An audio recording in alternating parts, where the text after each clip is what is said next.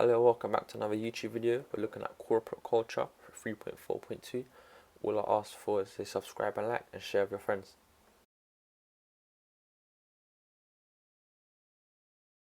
Okay, so corporate culture, this is just the way people do things in a firm. Now you have a strong corporate culture, so employees agree with the corporate values of the firm, and a weak corporate culture, so when employees do not share the corporate values of the firm and are forced to comply. With a strong corporate culture, people are more motivated, they need less supervision, and overall it has higher productivity. Now there's 4 types you need to know about. I've simplified them to as easy as I can so you can remember them easily. First, you have power culture. So these have a centralized structure where decision making is limited to a number of people, so maybe a board of directors just make the decisions. Now, with a power culture, it may struggle if the firm starts to grow. This is because it cannot just be run by a few people. It needs to delegate decision making and allow people to make their own decisions. Also, employees may be resistant to change because their opinions are not taken into account. However, decisions can be made quickly. There are 2 negative and 1 positive there. Within a role culture now, authority is defined by the job title. So it's usually common in bureaucratic firms. This is just like your average business, so don't worry about that. It's just like, your McDonald's, everything has a big chain of command. Your managers, your supervisors, your employees, that stuff. Now again, there's poor communication between departments. It's usually because these firms are so big, that's why. Obviously, it responds slowly to external events. And that's negative. And then now you've got change is rare because these firms like to avoid risk due to fear of failure.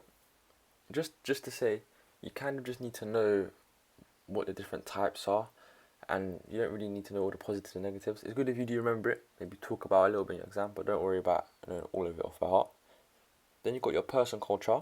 These are common in loose organizations with many individual workers, such as barbers, doctors, accountants. These firms, they work for like an agency or something, but then they're actually just doing their own work by themselves. When you go to get your haircut, you go in there and like you have the whole barber shop, but then you have the individual actual barbers themselves, and you just go to one.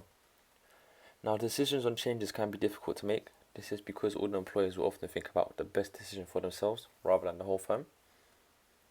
And just one thing to describe and state about this is that the objectives of the firm will be defined by the personal goals of each employee, and the employees should have similar goals. Again, using a barber shop as an example, they all want to cut hair and give a good haircut. It may not be the same haircut each time, but generally speaking, it all is very similar, matches up. And lastly, you have the task culture. These are firms with a task culture are firms. Firms with a task culture put emphasis on getting specific tasks done. So there may be conflict between the teams for resources and budgets. However, people are less resistant to change because that occurs regularly, as they always work with new people. For example, employees get put into small teams and left to work together on a project. So now let's look at some factors that affect how a corporate culture is formed. The business founders may influence the overall culture. They set up what type of firm they want, and it's usually continued by the people employed and the new owners. The nature of the business and products as well is something that will influence the corporate culture. Example again, the barbershop. In the barbershop itself, the actual people cutting hair usually a person culture as they have their own little goals. But maybe the business that sells the hair products to them, then they have maybe a power culture. The recruitment and the promotion of the staff will also affect the culture.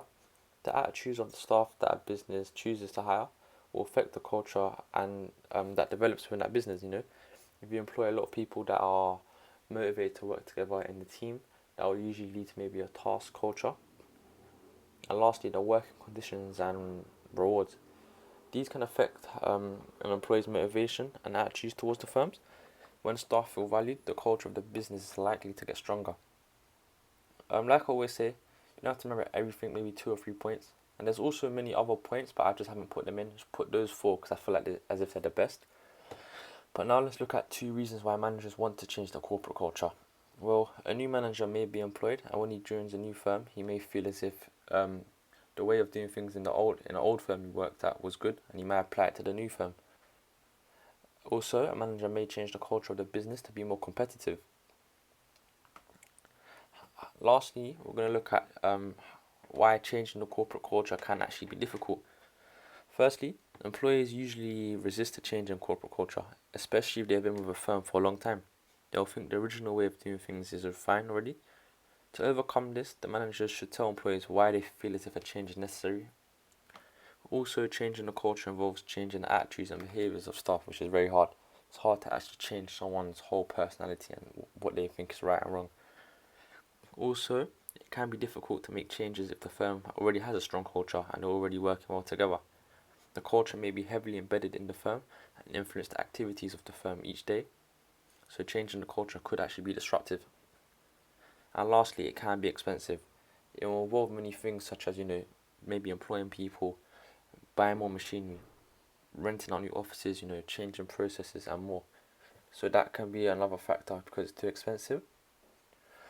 As I say, I always get to the point and give you the information you need so you could just make your notes and revise.